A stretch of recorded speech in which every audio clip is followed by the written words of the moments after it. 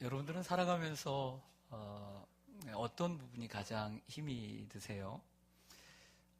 우리가 살아가면서 가장 힘든 부분, 정말 우리가 부인할 수 없는 부분이 있다면 인간관계라고 할 수가 있습니다. 인간관계를 영어를 찾아보니까 human relation 이렇게 되어 있습니다. 근데 요즘 21세기 들어가면서 인간관계를 영어로 human network라는 이러한 영어 단어를 많이 사용하는 것을 볼 수가 있었습니다. 사람은 혼자 살지 못하고 서로 도움을 주고 받으면서 살 수밖에 없는 거죠. 이것을 휴먼 네트워크라고 합니다. 이러한 휴먼 네트워크를 세상적이고 인간적인 방식이 아닌 정말 우리가 하나님의 자녀로서 또 성경적으로 또 하나님 말씀 안에서 믿음 안에서 이러한 인간관계를 어떻게 맺고 살아가야 되느냐, 이런 부분에서 성경은 많이 말씀하고 있다는 것이죠. 로마서 같은 경우에는 사도 바울이 로마에 가기 전에 쓴 편지입니다. 모든 부분이 양분되어 있듯이 꼭 절반은 아니지만 1장에서 11장까지는 이렇게 믿으라는 말씀을 하고 있고요. 메시지를 주고 있는 반면 12장부터 끝장이 16장까지 12, 13, 14, 15, 16 5장은 이렇게 삶을 살라는 메시지를 주고 있는 오늘 그 첫 대목이 오늘 12장이 되겠습니다. 누군가 이런 말을 했습니다. 오늘 좀 글을 좀 준비했습니다. 화면을 자주 보시면 되겠습니다. 사랑하는 사람은 사랑하는 세계에서 살고 적대적인 사람은 적대적인 세계에서 삽니다. 당신이 만나는 모든 사람은 당신의 거울입니다. 누가 이런 말을 했는데 보시면 여러분들은 현재 어떤 세계에서 살고 계세요? 그리고 여러분들이 보는 거울의 모습은 어떤 모습이라고 생각을 합니까? 혹이라도 여러분들이 보여지는 그 상대방 여러분들의 얼굴인데 만약 그 모습이 일그러져 있다면 그 관계를 회복해야 하지 않겠습니까? 왜냐하면 행복은 관계에서 오기 때문입니다. 이 관계가 별거 아닌 것 같지만요, 우리가 살아가는 이 삶의 현장인 직장에서 직장 동료들과 관계가 틀어지기 시작하면요, 직장 생활이 행복하지는 못해요. 셋, 넷밖에 안 되는 식구들인데도 불구하고요, 그 가족과의 관계, 부부가 둘이 살아도요, 안 되면 불행한 거예요. 집에 가기 싫고. 또 교회 생활을 하는 데 있어서도 성도 간에, 또 목회자 간에, 또 성도 간에 이러한 불안한 모습이 있다면 결코 신앙생활이 행복할 수가 없습니다. 이처럼 행복이란 관계에서 옴을 우리는 정말 부인할 수가 없어요. 나는 이 관계에서 초월해서 살고 싶다라는 마음은 있을지 몰라도 아무리 노력해도 거기에 행복이 쉽게 찾아오질 않습니다. 내가 인간관계를 좀 잘해보고 싶은데 인간관계가 또 이렇게 잘 되지가 않아요. 생각보다. 두 가지 측면이 있다고 생각해요. 첫 번째 측면은 세상에는 별의별 사람이 다 있어요. 한번 따라서 하겠습니다. 세상에는 별의별 사람이 다 있다. 또 하나의 측면은 따라서 하겠습니다. 세상에는 별의별 사건이 다 있다. 우리가 서로가 달라요. 너무 달라요. 성격도 다르고요. 식성도 다릅니다. 먹는 것 자체가 달라서 마음 상하고 생활의 패턴이 다릅니다. 나는 아침에 이렇게 꼬박꼬박 아주 규칙적으로 일어나서 삶을 살아야 되는데 어떤 사람은 엉망이에요. 그냥 내가 볼 때 그렇게 생각할 수 있다는 거죠. 그것 때문에 또 갈등이 생기고 중요시 여기는 가치관이 다릅니다. 우리의 가치관이라는 삶의 우선순위예요. 중요하게 생각하는 것. 나는 이걸 중요하게 생각하는데 저는 다른 사람은 또 다른 걸 생각할 때 거기서 힘듦이 오는 거죠. 또 종교가 다르고 문화가 다를 수 있습니다. 이처럼 별의별 사람이 다 있어요. 다른 사람. 세상을 살다 보면 참 별의별 사람 다 있구나. 그 사람이 잘못됐다는 게 아니고요, 나와 너무 다르다는 얘기를 하고 있는 겁니다. 또 하나는 삶을 살다 보면 별의별 사건이 다 있어요. 어떤 사소한 일 때문에 부딪히기도 합니다. 감정이 상해요. 내가 이런 일 때문에 저 사람하고 감정이 상해야 되나? 이럴 때가 있어요. 서운함을 주기도 하고 받기도 해요. 나도 모르게 그 사람에게 손해를 끼칠 수 있어요. 난 정말 그러고 싶지 않았어요. 근데 그 사람에게 내가 손해를 끼쳤을 때 이해관계 때문에 상대방에게 원망들을 일을 할 수 있습니다. 불의의 사고로 그 사람의 가족을 크게 다치게 할 수도 있습니다. 여러분, 그럴 때 우리는 그를 쉽게 용서할 수 있을까요? 우리의 마음이 편하게 그냥 정리가 될 수 있을까요? 반대로 내가 피해자가 됐다고 생각하십시다. 여러분들이 피해자가 됐어요. 네. 피해자인 내가 상대방을 용서할 수 있을까요? 그 상대방, 우리가 삶을 살아가면서 만나는 그 상대방이 누구인가? 저는 오늘 본문 속에서 이러한 구조를 만들어 보았습니다. 오늘 본문을 읽다가 우리가 세상을 살아가면서 만나는 삶의 대상들을 한번 구성해 보았습니다. 성경이 있는 거지만 첫 번째는 박혜자입니다. 따라하겠습니다. 박혜자. 성은 박시호, 이름은 혜자입니다. 네. 오늘 14절에서 바울은 박혜자를 소개합니다. 시작. 너희를 박해하는 자를 축복하라. 축복하고 저주하지 말라. 박해자란 무엇인가? 아무 이유 없이 미워하고, 아무 이유 없이 괴롭히고, 아무 이유 없이 못살게 굴고, 그리고 손해를 입히거나 다른 사람은 편하게 해주는데 아무 이유 없이 나만 과중한 업무를 떠넘기고 고통스럽게 하고, 또 나는 정말 잘 못하는 게 그게 많지 않은 건데 나만 트집을 잡아서 힘들게 하고, 이런 사람들, 이걸 박해자라고 할 수가 있습니다. 여러분, 이런 사람을 정말 용서하고 우리가 축복할 수 있을까요? 예를 들어서 딸이 있습니다.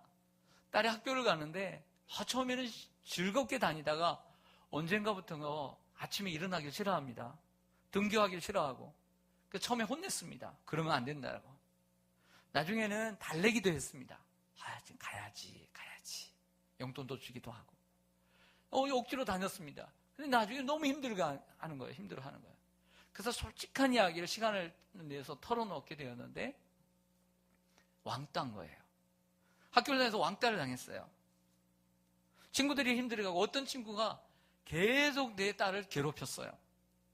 돈을 뜯어낼 뿐만 아니라 때리고 발로 차고, 그 친구와 사귀지 말라고 하고 가까이 가지 말라고 하고. 여러분들이 만약 딸의 엄마라면, 그리고 딸의 아빠라면 쉽게 용서할 수 있겠어요? 그 왕따를 시킨 사람을? 아들이 있습니다. 아들이 있어서 군대를 보냈습니다. 군대를 보내는 일이 얼마나 인생에 있어서 큰일입니까? 그런데 정말 안전하게 행복하게 살기를 바랬는데, 지내기를 바랬는데 나쁜 선임을 만났습니다. 아주 고약한 선임을 만나서 괴롭힘을 당했어요. 그렇게 괴롭혀요. 때리고 힘들게 하고 아프게 하고. 나중에는 그 압박을, 정신적인 압박을 이기지 못하고 정신적인 고통을 받게 됐습니다. 제대를 어렵게 하긴 했는데 정신병원에 들어가게 됐어요. 바로 그 선임 때문이에요. 자, 여러분, 그 아들을 그렇게 만든 그 사람을 용서할 수 있겠어요? 자, 우리는 여기서 우리 고민합니다. 그래도 그리스도인이니까 어떻게 할까? 그 사람을. 이 문제를 어떻게 해결해 갈까? 내 생각대로만 하지 않고 우리가 배운 대로 하나님 말씀에 의해서, 또 하나님의 뜻을 따라서 문제를 해결해 가려고 노력을 하죠. 여전히 우리는 예수님이 어떠한 삶을 사셨는가를 바라볼 수밖에 없습니다. 말씀 보시죠. 베드로전서 2장 23절, 예수님의 삶을 곁에서 지켜봤던 베드로가 이렇게 예수님을 회고합니다. 시작. 욕을 당하시되 맞대어 욕하지 아니하시고, 고난을 당하시되 위협하지 아니하시고, 오직 공의로 심판하시는 이에게 부탁하시며. 아멘. 욕을 당했어요. 근데 욕하지 아니하시고, 고난을 당했는데 힘이 있어요. 그래서 위협이나 협박하지 않고요. 오직 공의로 심판하신 이에게 하나님께 부탁했어요. 도리어 십자가에서도 예수님께서 자기를 십자가에 못 박는 그들을 용서를 구하고, 하나님께 용서를 해달라고 구하고, 그리고 그들을 축복해 주었습니다. 베드로전서 3장 9절 말씀도 함께 보실까요? 시작. 악을 악으로, 욕을 욕으로 갚지 말고 도리어 복을 빌라. 이를 위하여 너희가 부르심을 받았으니 이는 복을 이어받게 하려 하심이라. 아멘. 중요한 구절이 있어요. 이를 위하여 너희가 부르심을 받았다는 구절이에요. 이를 위하여 부르심을 받았다는 것은 뭐냐면 우리가 그리스도인으로 부름받은 이유가 이라는 거예요. 우리가 삶의 목적이 이거라는 거예요. 즉 상대방이 나를 욕하고 상대방이 나를 괴롭혀도 내가 그를 용서하고 내가 그를 축복하는 것, 이것이 우리가 부름받은 삶의 목적이라는 거예요. 대단한 거죠. 우리가 삶을 살 예수를 믿는 이유가 이거라는 거예요. 구약의 율법, 모세의 율법과 예수님의 복음은 조금 상이한 부분이 있습니다. 그래서 예수님께서 율법에 이렇게 말씀했으나 하면서 이런 말씀이 산상설교에 많이 있죠. 그 중에 하나가 뭐냐면 너희는 눈은 눈으로 이는 이로 갚으라 하였으나 그렇지 아니하니 축복하고 용서하라고 했습니다. 예를 들어서 여러분들 누군가 여러분들을 실수를 했든 고의로 했든 여러분들의 눈을 하나 상하게 해서 못 보게 했습니다. 한쪽 눈이 상한 거예요. 못 보는 겁니다. 그럼 여러분들 상대방을 용서할 수 있습니까? 상대방의 눈 하나 파야겠죠. 그런데 우리의 인간의 마음은 악해서 그 정도가 아니라 내 한쪽 눈을 상하게 한 사람 두 쪽 눈 다 상하게 해야죠. 이게 인간의 마음이에요. 그래서 보복을 당한 만큼만 하라는 거예요. 인간의 마음이 악하기 때문에. 그게 이는 이로 눈은 눈으로라는 거죠. 상대방이 나를 쳐서 이가 하나 부러뜨렸습니다.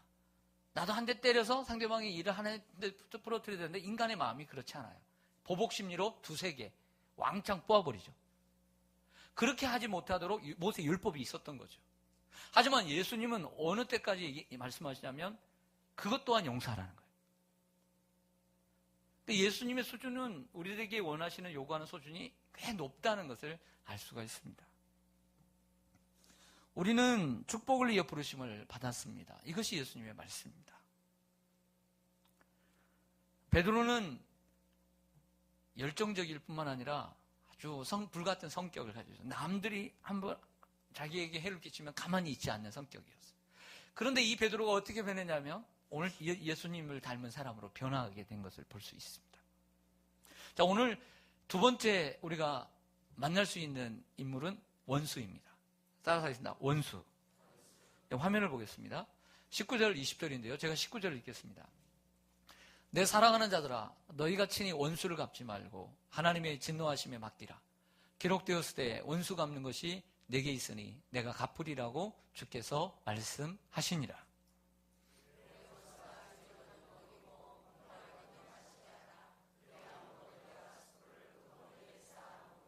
아멘. 원수라는 단어가 3번이 나오더라고요. 그래서 우리가 삶을 살면서 만날 수 있는 인물은 흔치는 않지만 원수를 만날 수가 있어요. 그 원수는 누굴까 생각했습니다. 박해자와 비슷한 느낌이지만 좀 더 강한 어감을 가지고 있는 사람이 원수다. 예를 들어 직장 생활하면서 이유 없이 괴롭힘을 당해본 적이 있죠. 그 사람은 박해자이지만 원수는 아니에요. 군대 생활할 때 성격이 특이해서 못살게 굴었던 선임, 저기에는 장교가 있었는데요. 그렇게 힘들게 하더라고요. 그런데 원수는 아니에요. 박해자이죠. 우리가 신앙생활을 합니다. 예수 믿는다는 이유 하나 때문에 아무 이유 없는데 그것 때문에 우리를 박해합니다. 하지만 원수는 아니죠. 그럼 원수란 뭐냐? 원수란 적어도 자신의 인생을 망가뜨릴 정도로 큰 타격을 준 사람, 내 인생을 망가뜨릴 정도로 타격을 준 사람을 원수라고 정의하고 싶어요. 자기의 가정이나 사업을 망하게 한 사람, 내 가족들을 실수든 아니면 고의든 불구로 만들어버려서 제대로 걷지 못하게 만들어버리는 사람, 혹은 죽였다든가 중상모략으로 지금까지 쌓아온 내 삶의 명예를 한순간에 무너뜨려버리는 사람, 이런 사람을 원수라고 할 수 있는 거죠. 예를 들어 다윗은 골리앗을 죽임으로 이스라엘을 구원했습니다. 잘한 거죠. 사울왕은 약속대로 딸을 주고 딸 미갈을 주고 사위로 삼았지만 마음속에 미움으로 가득 차게 되었습니다. 그래서 다윗을 죽이려고 여러 번 시도하죠. 아무 이유 없이.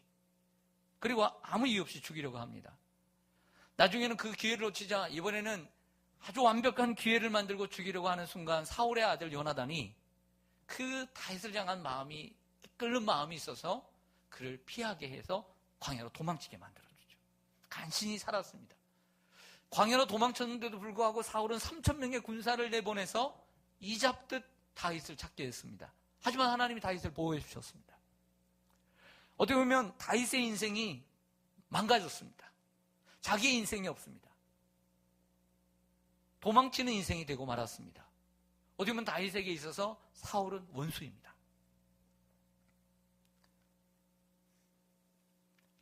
이런 일이 있었습니다. 광야에서 그 2번씩이나 그 사울왕을 죽일 수 있는 절호의 기회가 있었던 거 아시죠? 그런데 죽이지 않았습니다. 죽이면 모든 게 끝이 날 텐데, 시원하게 인생이 회복되어지고 자기가 왕이 될 수 있을 텐데 죽이지 않았습니다. 하나님께서 기름 부은 자를 손댈 수 없다는 거죠. 즉 이러한 심판의 권한은 자신에게 있는 것이 아니라 하나님께 있음을 고백합니다. 자, 결과론적으로는 잘 됐지만, 자, 반대의 결과를 상상해 보았습니다. 만약 그 볼일을 보고 있을 때 그 신하들에게 시켜가지고 다윗이요, 내가 죽일까요? 할 때 네가 죽여라. 이렇게 했으면 사울왕 죽이고 모든 게 끝이 났을 텐데, 만약에 죽였다 하면 어떻게 됐을까요? 일단 하나님께 혼납니다. 일단 하나님이 다윗을 버리십니다. 하나님에게 그 심판의 권한이 하나님께 있는데 그 권한을 월권한 그에 대해서 하나님 심판하십니다. 두 번째, 백성들에게 버림받습니다. 자신은 사울을 안 갚으면서 죽일 수 있지만 그러한 다윗을 백성들은 신뢰하지 않습니다. 도리어 그러한 사울을 용서한 다윗을 최고의 왕으로 그들이 모시게 되었습니다. 더 나아가서 사울이 죽었어도 그 베냐민 지파 사람들이, 사울의 지파 사람들이 얼마나 괴롭힙니까? 근데 만약에 반대로 자기가 죽이지 않고 사울이 전쟁터에서 블레셋과 싸우면서 죽었는데도 괴롭혔다면, 다윗이 정말 다윗이 죽였다라고 한다면 그 친족들이 얼마나 평생 동안 그 다윗에 대한 원한을 갖고 살았을까요? 결국 다윗의 행동은 자신을 위한 일이 되었습니다. 우리가 우리의 원수를 직접 갚으면 우리에게 손해가 옵니다. 자기 자신을 위해서 하나님께 모든 권한을 맡겨드려야 될 줄로 믿습니다. 오늘 세 번째로 등장하는 인물은 악한 자입니다. 따라서 하겠습니다. 악한 자. 17절 보겠습니다. 17절 화면에도 나옵니다. 시작. 아무에게도 악을 악으로 갚지 말고 모든 사람 앞에서 선한 일을 도모하라. 악이라는 말이 2번 나오죠. 또 21절 봅니다. 시작. 악에게 지지 말고 선으로 악을 이기라. 악에게 지지 말고 선으로 악을 이기라. 악이라는 말이 또 2번 나옵니다. 그래서 제가 여기에서 이제 도출해낸 단어가 악한 자. 여러분, 삶을 살다 보면 저 사람 참 착하다, 선하다. 어떤 사람은 저 사람은 참 악하다, 독하다. 이런 말 해야 안 해요. 그런 거 보면 세상에 착한 사람도 있고 악한 사람도 있다라고 보여져요. 우리 서로 인사하겠습니다. 참 보니 착합니다. 착합니다. 네.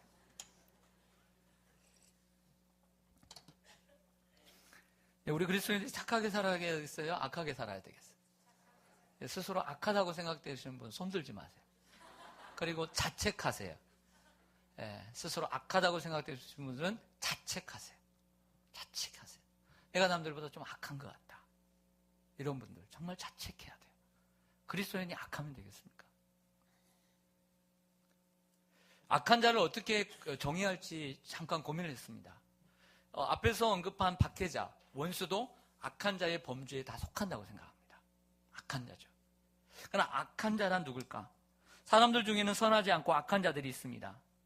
저 사람 악해, 독해. 그 사람은 생각이 악하고 말이 악하고 그리고 행동이 잘못된 사람들이에요. 조금 다른 말로 하면 상식에서 벗어난 사람들. 우리가 삶을 살아가면서 고개를 흔드는 사람들. 상식에서 벗어난 거예요. 싸움 잘하고요. 거짓말 잘하고 우기기 잘하고 욕심이 많고 교만하고 지기 싫어하고 약자 앞에서는 강하고 강자 앞에서는 약하고 머리 굴려서 이익을 탐하고 거짓말하는데도 얼굴색 하나 변하지 않고 이런 사람들이 악한 사람들이에요.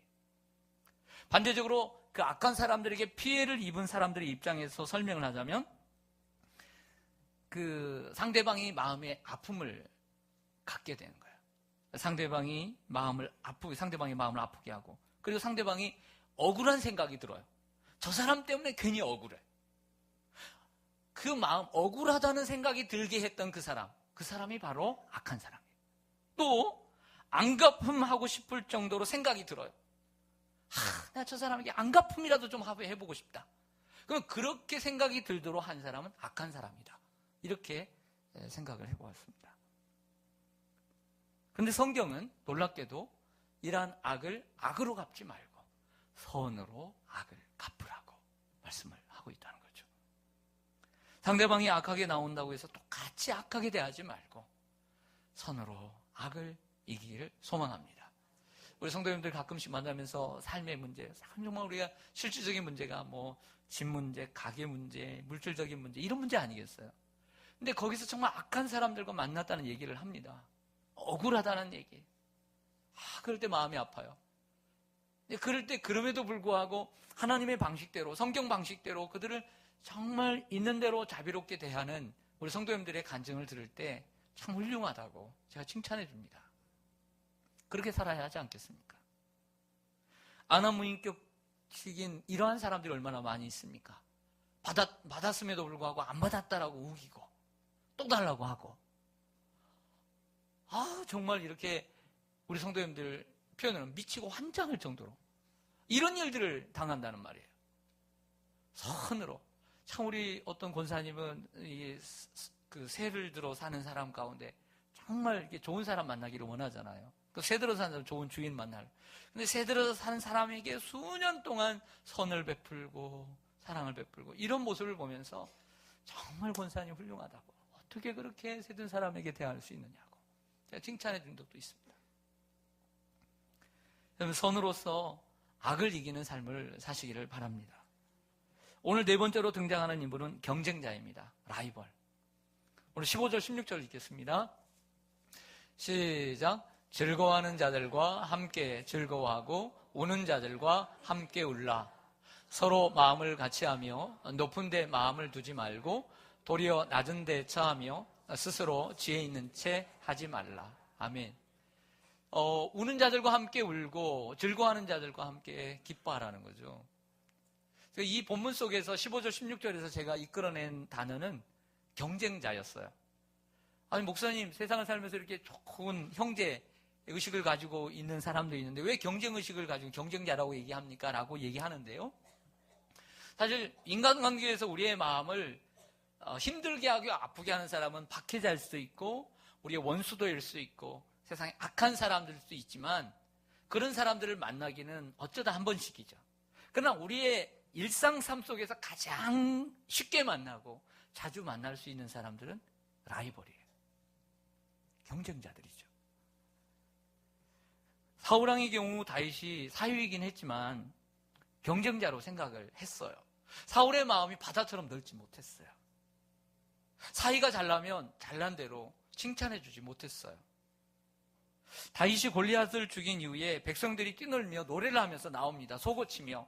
뭐라고 했냐면 사울이 죽인 자는 천천히요, 다윗은 만만이로다. 이 단어를 보면 달라요. 틀린 거예요. 다윗은 한 명 죽였어요. 골리앗 죽였거든요. 근데 어떻게 보면 10,000명을 죽인 거나 마찬가지죠. 근데 왜 노래를 할 때, 가사를 지을 때 왜 사울을 비교해요? 사울 왕인데 지금 사울왕은 천을 죽였다는 거예요. 천을 죽였는데 다윗은 만을 죽였다. 기분 좋겠어요? 나쁘겠어요? 우리 성가대 여러분, 이렇게 보니까 오늘 정말 안 좋네요. 네, 기분 좋겠어요? 나쁘겠어요? 나쁘죠. 막 꼭 말을 이렇게 해야 됩니까? 다윗 훌륭하다. 역시 사울왕이 사위를 잘 뒀어. 이렇게 얘기하면 얼마나 좋습니까? 저 같아도 기분 나쁠 것 같아요. 속상해요. 성경을 보니까요, 뭐라고 성경을 얘기하냐면 사울의 마음이 불쾌해지고 분노가 일어나서 다윗을 미워하게 되었다. 이렇게 얘기했어요. 여러분들, 사람들을 미워하는 것도요, 그 곁에 있는 사람들이 그렇게 만드는 경우도 있어요. 내가 그렇게 미워하고 싶어서 그런 것도 아니라 옆에 있는 사람을 그렇게 만들 수 있는 거예요. 저는 이런 백성들을 가르쳐 눈치가 없다, 이렇게 말을 하고 싶어요. 백성들이 눈치가 없어요. 굳이 비교하면서 다윗을 칭찬할 필요가 뭐 있어요? 이것은 결국에는 다윗을 위한 방식이 아니에요. 다윗을 곤란하게 하고 다윗을 힘들게 하고 아프게 하는 방식이에요. 그래서 그 백성들이 어리석은 거예요. 예를 들자면 성도들이 이렇게 얘기합니다. 아, 우리 교회 부목사님이 담임 목사님보다 설교를 잘해. 와, 이렇게 얘기를 합니다. 부교육자들 설교가 담임 목사님 설교보다 더 은혜스러워. 철없는 얘기란 말이에요. 그런 얘기는 어디서 하냐면 이불 속에서 하는 거예요. 따라합니다. 그런 얘기는 이불 속에서나 하자. 안 하면 더 좋지만 말하는 건 자유인데 그런데 자꾸 얘기해요. 자꾸. 그 소리가 담임 목사님에게 들어가겠어요? 안 들어가겠어요? 들어가죠. 기분 좋겠어요? 안 좋겠어요? 그렇게 말해요. 참 따라하지나 내가 철이 없다. 네. 우리가 철이 없어요. 철이 없어. 도리어 그 사랑하는 부목사님, 그 전사님 힘들게 하는 거예요. 힘들게 하는 거. 네? 칭찬할 때도 지혜롭게 칭찬을 해야 되는 거예요. 여러분, 만약에 제가 여러분을 비교하는데 비교하면서 칭찬하면 좋겠어요? 어떤 성도가 더 헌금을 더 많이 한다, 누구보다. 제가 이렇게 얘기한다면. 누가 어떤 성도보다 헌신을 더 많이 한다. 어떤 분은 안 하는데 꼬집어서 누구는 안 하는데 어떤 집사님은 기도를 더 많이 한다. 어떤 분은 이런 성가대 얘기해서 성가대원들 누가 누구보다 더 찬양을 더 잘한다. 이런 말 하면 좋겠어요? 안 좋겠어요? 안 좋죠. 직장 생활도 마찬가지입니다. 같이 입사를 했는데 입사 동기인데 그 동기가 먼저 진급을 했어요. 먼저 차장으로 또 부장으로 전무로 이렇게 승진을 했다. 같이 기뻐해 줘야 되죠? 보면 우는 자들과 함께 울고 기뻐하는 자들과 함께 즐거워해야 되니까. 근데 그게 쉽게 돼야 안 돼요? 안 되죠. 이번 선거를 했습니다. 저 푸른 당인가 녹색 당인가 뭐 와르르 무너지고 뭐 또 어떻게 다 되고 하는데 만약 여기서 떨어진 사람이 정말 잘된 사람에게 경쟁했던 사람들이 정말 가서 칭찬해주고 즐겁게 기쁘게 해줄 수 있을까요? 그게 쉬운 일일까요? 어렵죠. 자신은 지금 피눈물이 나는데 상대방에게 가서 진심으로 축하해주기는 쉽지 않은 거예요. 때로는 우리가 그런 모습을 보면서 열등감에 빠집니다. 그리고 미움이 생길 수가 있습니다. 그러나 성경은 말합니다. 그러나 축복해 주어라. 왜냐하면 때가 되면 하나님이 여러분들을 높여주시기 때문에. 할렐루야. 먼저 간다고 해서 항상 행복한 게 아니에요. 늦게 갈 뿐이죠. 그곳에서 하나님의 계획이 있는 줄로 믿습니다. 베드로전서 5장 6절 보겠습니다. 시작. 그러므로 하나님의 능하신 손 아래에서 겸손하라. 때가 되면 너희를 높이시라. 겸손하시길 바랍니다. 하나님의 능하신 손 아래에서 겸손이란 건 뭐냐면 하나님의 주권과 섭리를 인정하는 거예요. 인정하는 거 믿음으로. 그럼 하나님이 때가 되면 높여주시는 거예요.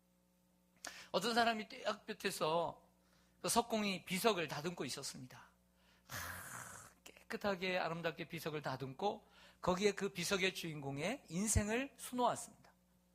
너무나 훌륭한 글이 있는 거예요. 그래서 곁에서 지켜보고 있던 사람이 이 사람처럼 이처럼 훌륭한 인생을 살려면 어떻게 살아야 합니까? 라고 물었더니 그 석공이 얘기합니다. 그건 그렇게 어려운 것이 아닙니다. 항상 저처럼 무릎을 꿇으면 됩니다. 이렇게 얘기를 했답니다. 이 석공이 무릎을 꿇고 그 떼약볕에서 열심히 일을 하고 있었거든요. 항상 우리가 겸손하면 하나님이 높여주실 줄로 믿습니다. 제가 지금 담임을 한 10여 년을 이렇게 하면서 제가 30대 이제 중반부터 이제 지금까지 이렇게 하면서 다른 목사님들에게 뭐 속으로는 많이 하셨겠지만 실제적으로 직접적으로 제가 좀 싫은 소리를 딱 2번 들었습니다. 다른 목사님들에게 제가 2번을 들었어요. 들을 때는 마음이 아팠죠. 노예 또 시찰의 교회들이 있는데 우리 노예가 그렇게 큰 교회들이 많지 않고 하다 보니까 작은 교회들이 있고 또 우리 교구나 교경이나 이렇게 같이 모임을 가지면서도 타 교단이야 좀 한 달이 건너기 때문에 그런 건 많지는 않은데 한 교단 안에 거하신 우리 한 선배님들 본인보다 이제 어린 사람이 이렇게 이제 목회를 하니까 늘 유심히 보는 것 같아요. 그리고 저의 말 한마디, 행동 하나가 때로는 더 거슬리게 들릴 수도 있지 않을까라는 생각을 합니다. 그런데 어느 날 제가 잘못한 거죠. 하지만 그분에게는 마음이 많이 걸린 것 같아요. 그분은 전화를 해서 뭔가를 해야 되는 상황이라고, 제가 전화를 해야 되는 상황이라고 했는데, 저는 또 똑같이 그냥 문자로 연락을 했더니, 전화를 해서는, 하시는 말씀이, 목사님이 나보다 나은 건 교회가 큰 것밖에 없지 않느냐 하면서 혼을 내시더라고요. 그래서, 내가 참 마음이 좀 죄송하기도 하고, 저 자신을 돌아보는 계기가 되었습니다. 조금 나은 사람에게 좀 교회가 크다는 이유 가운데 또 나이가 또 젊고 하다 보니까 그렇게 보시는 것 같아요. 그래서 항상 모임이 있을 때마다 가서 모임을 갖는 게, 제가 말하는 거, 행동하는 게 하나하나가 참 조심스럽고요. 그렇게 편하지는 않지만 그래도 이렇게 열심히 하려고 합니다. 제가 무슨 말씀을 드리려고 하냐면, 우리는 그분뿐만 아니라 우리 자신도 라이벌 의식을 가지고 살아간다는 거예요. 라이벌은 예를 들어서 목사가 성도하고 또 장로님이 새가족하고 라이벌 의식 없습니다. 그런 게임이 안 되는 거죠. 라이벌은 비슷한 사람들끼리 있는 거예요. 예를 들어서 오늘 초등학교 1학년 자녀를 둔 아이가 있습니다. 좋을 땐 친구예요. 커피도 마시고. 근데 이번에 받아쓰기 몇 점 맞았니? 이렇게 했는데 걔는 100점을 맞고 우리 애는 50점을 맞으면 그거부터 기분이 나쁜 거예요.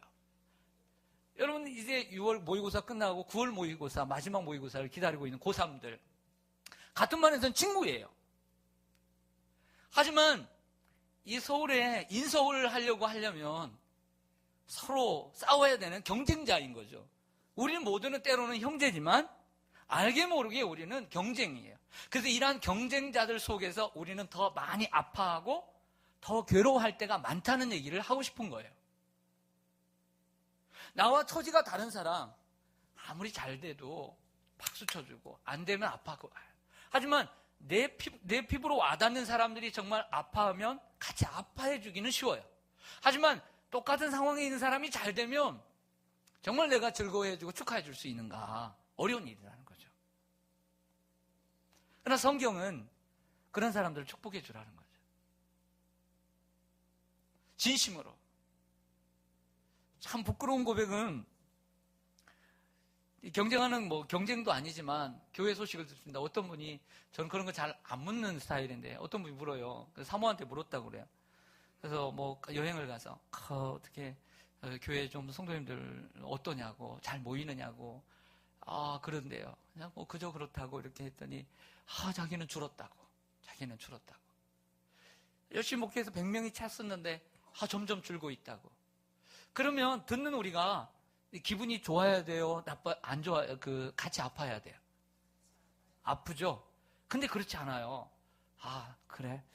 나는 목회가 잘 되고 저 사람은 안 되고, 그거 괜찮은데? 이렇게 생각이 들 수가 있다는 거죠. 얼마나 참 부끄러워요? 예를 들어서 내 친구가 지금 사업을 하는데, 똑같이 사업을 하는데, 같은 업종의 사업을 하는데, 저 친구 너무나 잘 나가. 그러면 계속 정말 잘 나가는 것에 대해서 좋아할 수 있겠느냐는 말이죠. 똑같이 일을 시작했는데. 근데 얘기를 들어보니까 나는 매출이 1년에 5억인데, 그 친구는 3억에서 멈추고 있다. 괜히 기분이 좋아요, 안 좋아요? 괜찮아요. 솔직히 얘기해봐요. 잘 모르죠? 똑같은 일을 하고 있는 업종에서 저 가게가 잘 된다. 항상 축복해주고 기분이 좋을 수만은 없는 일이란 말이에요. 얼마나 정말 부끄러워요. 여러분, 우리나라 정말 이렇게 정권에 힘을 실어주고 있습니다. 정말 잘 되기를 위해서 기도해야 됩니다. 그러나 사실 이 야당들이 얘기하는 경제에 있어서 지금 취업률, 이러한 경제에 있어서 정말 지금 어려운 상황입니다. 계속 뉴스를 보면 우리 함께 기도해야 합니다. 이런 어려운 가운데 여러분들, 제가 말씀드리고 싶은 것은 어떤 부분이든, 내가 사업이 잘 되든, 내가 저 사람보다 지식이 높든, 혹은 내 사람보다 건강이 좋아지든, 아니면 내 자식이 잘 되든, 아니면 내가 하는 사업이 잘 되든, 이렇게 생각했으면 좋겠어요. 그럴 때마다 겸손하기 위해서는 이 모든 것이 내가 한 것이 아니요 하나님의 전적인 은혜라고 기억해야 돼요. 할렐루야. 그럴 때만이 내가 정말 그 모든 사람 앞에서 겸손할 수 있는 거예요. 내가 했다라고 생각되어지는 순간 교만해진다는 것이죠. 그래서 항상 모든 것이 하나님의 전적인 은혜임을 깨닫고 겸손의 자리로 나아가는 저와 여러분 되시기를 소망합니다. 마지막으로 18절 말씀 읽습니다. 시작. 할 수 있거든 너희로서는 모든 사람과 더불어 화목하라. 아멘. 5번째로 등장하는 인물, 이렇게 이름을 불렀습니다. 더불어 사는 자. 더불어 사는 자. 할 수 있거든이 모든 사람과 더불어 화목하라. 이 말은 우리가 가급적이면 적을 만들지 말라는 것입니다. 또 바울이 할 수 있거든이라고 하는 조건절을 내린 것은 우리가 완벽할 수 없음을 인정하는 거죠. 하지만 그럼에도 불구하고 최선을 다하라는 거예요. 뭘? 화목하게, 모든 사람과 화목하기 위해서 최선을 다하는 노력을 기울이라는 거예요. 어떤 사람은 노력하지 않아요. 그러나 우리 그리스도인의 삶은 노력하는 삶을 살아야 돼요. 어떻게? 모든 사람과 더불어 화목하려고 노력해야 된다는 거예요. 최선을 다해야 돼요. 또한 같은 믿음을 가진 성도들끼리만 아니라 믿지 않는 불신자들과도 좋은 네트워크를 형성해야 합니다. 우리는 불신자들과 쉽게 사귈 수 있는 여건이 아니에요. 같이 있고 같이 동행하고 같이 끝까지 갈 수 있는 여건이 아니에요. 그러나 그 친구들과 계속 사귀어야 돼요. 더불어. 또 그 이웃들과 좋은 관계를 유지해야 돼요. 믿지 않는 가족들과도 좋은 관계를, 믿음이 없어서 믿음이 떨어진 가족들과도 계속 좋은 관계를 유지하려고 노력해야 돼요. 왜냐하면 그럴 때 내 사랑하는 가족과 내 사랑하는 이웃과 내 친구를 전도할 수 있는 기회가 생기기 때문이에요. 할렐루야. 바울의 목적은 거기에 있는 거예요. 우리의 삶의 목적이 바로 영혼 구원에 있기 때문에 우리가 이를 위해서 부르심을 받은 거다. 할렐루야. 그래서 어찌하든지 그렇게 할 때 정말 내가 믿음이 없고, 어찌 내가 믿음이 없고, 내가 꼭 그거 하고 싶진 않지만 그래도 내가 너하고 함께 똑같은 사람이 되고 싶다는 거예요. 왜? 그렇게 할 때 언젠가 그 이웃에게 복음을 전할 수 있는 기회가 생기고, 그 친구를 전도할 수 있는 기회가 생기고, 내 사랑하는 가족, 믿음이 떨어진 가족, 하나님을 부인하는 그 사람을 구원할 수 있는 기회가 오기 때문이에요. 할렐루야. 그렇기 때문에 우리는 모든 사람과 화목해야 해요. 할렐루야. 이러한 삶을 사시기는 여러분 되시기를 간절히 소망합니다. 기도하겠습니다.